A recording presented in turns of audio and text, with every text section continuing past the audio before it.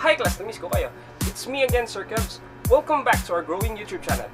At sa mga bago pa dyan at hindi pa nakasubscribe, welcome! And for today's discussion, let's talk about multiplication of polynomials. Without further ado, let's have this. Now, let's talk about multiplication of polynomials or algebraic expression. Okay? In the multiplication of polynomials, there is one rule that paulit-ulit lang natin gagamitin. That is distributive property. Okay, also known as FOIL method.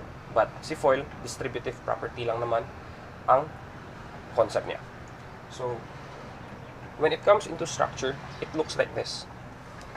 A plus B times C plus D. All you have to do is A, you will distribute it here on this binomial. Magiging A times C plus D. And si B, distribute to this binomial. Plus B, copy the sign of B, times C plus D. And again, applying distributive property, magiging AC plus AD plus BC plus BD. Okay. Let's have a review first, okay? Review. Say for example, x times x magiging copy x, add the exponents, magiging squared. How about this? Magiging 2x times 3x. All you have to do is multiply the coefficients first.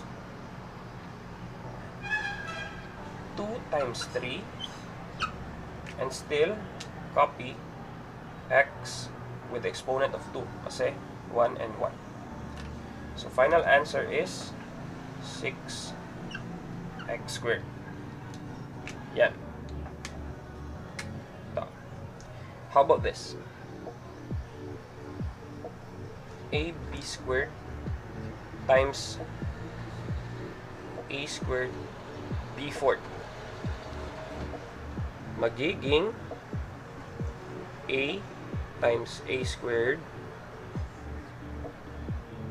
and B squared times B fourth. Again, copy the base, then add the exponent. 1 plus 2 is 3 and multiplied by B, add the exponent. 2 plus 4 is 6. Final answer is here. Last example. 3AB times 4B squared. Again, multiply the coefficients first. 3 times 4 is 12. Si A, wala siyang kakampi. Okay? And si B, multiply with B squared.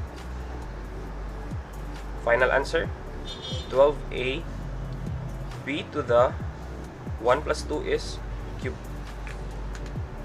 Take note of that.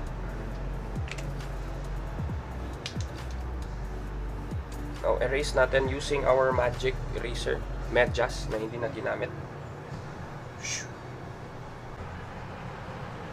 Now, let's try this. Try natin tong isolve. Dahan-dahanin lang natin. Okay? Number 1, solution. 2x plus 1 times 3x minus 1. Ang gagawin natin is, si 2x, i-distribute natin dito sa binomial. Si 1, ito, i-distribute din natin dito sa binomial. So, it will look like this. 2x times this binomial, 3x minus 5, plus 1 times 3x minus 5. Again, applying distributive property. Ito, 2x dito, 2x din dito, and si 1 dito, 1 dito. Okay? So, ang lalabas, 2x times 3x plus 2x times negative 5 plus 1 times 3x minus 5 is simply 3x minus 5. Now, 2x times 3x is, first multiply the coefficients. 2 times 3 is 6. Then copy x. x1 times x1 is, add the exponents. So x squared. Plus 2x times negative 5 is simply negative 10x. Plus 3x minus 5.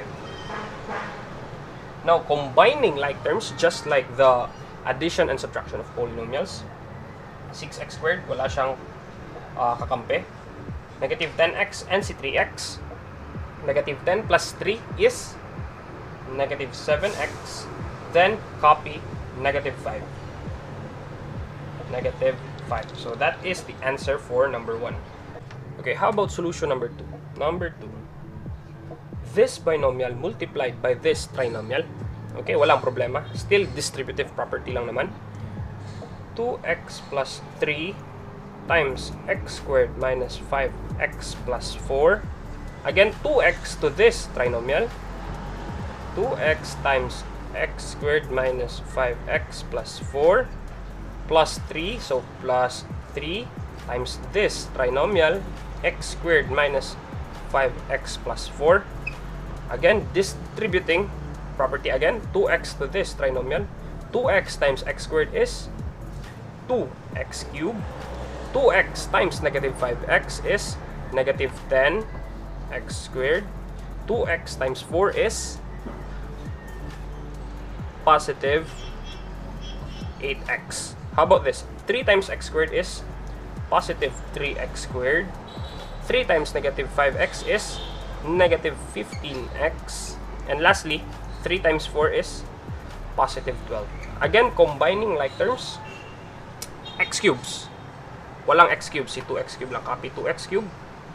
How about x squareds? Si negative 10 and si positive 3. So, negative 7x squared. How about this? 8x and si 15x. So, negative 7x. And lastly, the constant. So, this is our final answer. Okay? Now, try nyo tong isolve. Okay, before we end this topic, try nyo tong isolve if nag-gets natin yung concept. So, let's erase this using our magic eraser. Okay? Medyas na hindi na nagamit. So, let's go.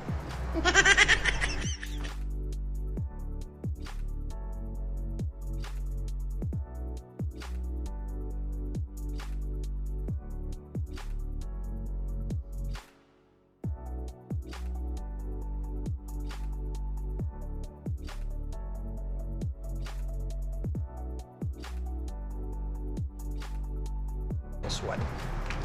Okay. Now, solution. Okay. I suggest pause this video, try to solve it in your own, and check nyo if magkapareha tayo ng answer. Okay? Okay, number 1. Let's do this. 3t minus 2 times 7t minus 4 magiging 3t times 7t minus 4, then minus 2 times 7t minus 4. Distributive property, 3t times 7t is 21t squared. 3t times negative 4 is negative 12t. Negative 2 times 7t is negative 14t. And negative 2 times negative 4 is positive 8. Combining like terms, isang t squared. Okay? Si t squared lang, 21t squared lang, copy. How about these? Negative 28t. And lastly, positive 8. Okay, answer for number 1 is 21t squared minus 28t plus 8. How about number 2?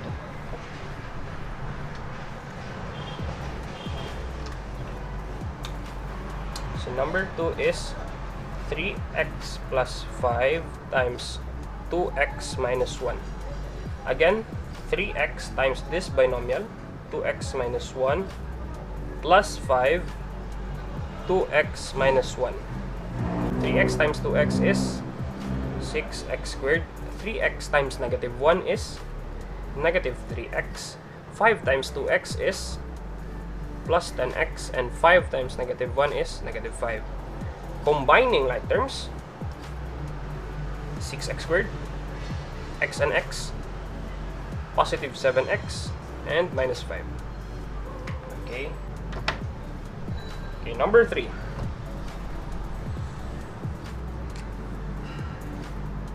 3x plus 3y times 2x minus y.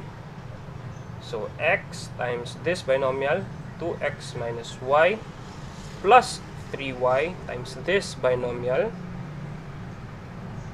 X times 2x is 2x squared. X times negative y is negative xy. 3y times 2x is 6xy. And lastly, 3y times negative y is negative 3y squared. Combining like terms, how about xy's? Negative xy and positive 6xy, 5xy. And lastly, negative 3y squared.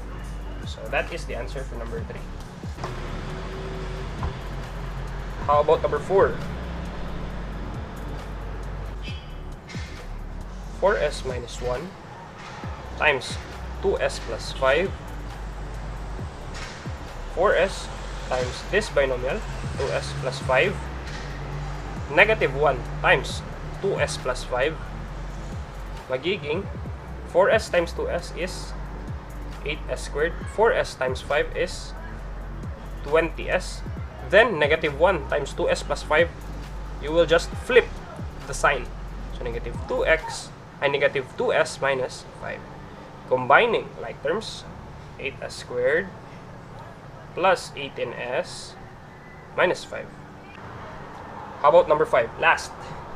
Okay, we're down to our final example. Number 5. 7y minus 3 and 2y minus 1. Okay? So, si 7y times 2y minus 1 minus 3 times 2y minus 1. 7y times 2y is 14y squared. 7y times negative 1 is negative 7y. Negative 3 times 2y is negative 6y. And lastly, negative 3 times negative 1 is positive 3. Okay, combining like terms, 14y squared, negative 13y plus 3. And this is the final answer for number 5. 14y squared minus 13y plus 3. Now, check your answers if magkapareho tayo ng sagot. Okay? So, class, if napapansin nyo, distributive property lang naman yung sandata natin in multiplication of polynomials. Thank you. And I guess that ends our discussion for today. The basic operations of polynomials, addition, subtraction, and even multiplication. And also, we talk about the laws of exponents. And of course, since matsari na natin, let's be generous to our supporters. Thank you guys. Thank you for making me this far, having me this far. I will be giving 10 slots, 10 lucky winners of 50 worth of load or cash via GCash. So all you have to do is first, subscribe to my channel. And second one, just comment your name and say present Sir Kev'z. Say for example, Kevin, present Sir Kev'z. Peter, present Sir Kev'z. Mark, present Sir Kev'z. Okay? Juan, present Sir Kev'z. And for the proof of subscribing, all you have to do is just screenshot your phone and send it to my Facebook account, Kevin and Belza. So try nyo guys. Yun lang. Thank you. And now, for those of you who wish to learn more from me, or it could be, gusto mo pang makinig sa mga corny jokes ko while discussing, maybe I can invite you to please like this video, subscribe to my channel, and be notified for my upcoming videos. Again, this is Sir Kev'z. Thank you for watching. Class dismissed. Bye.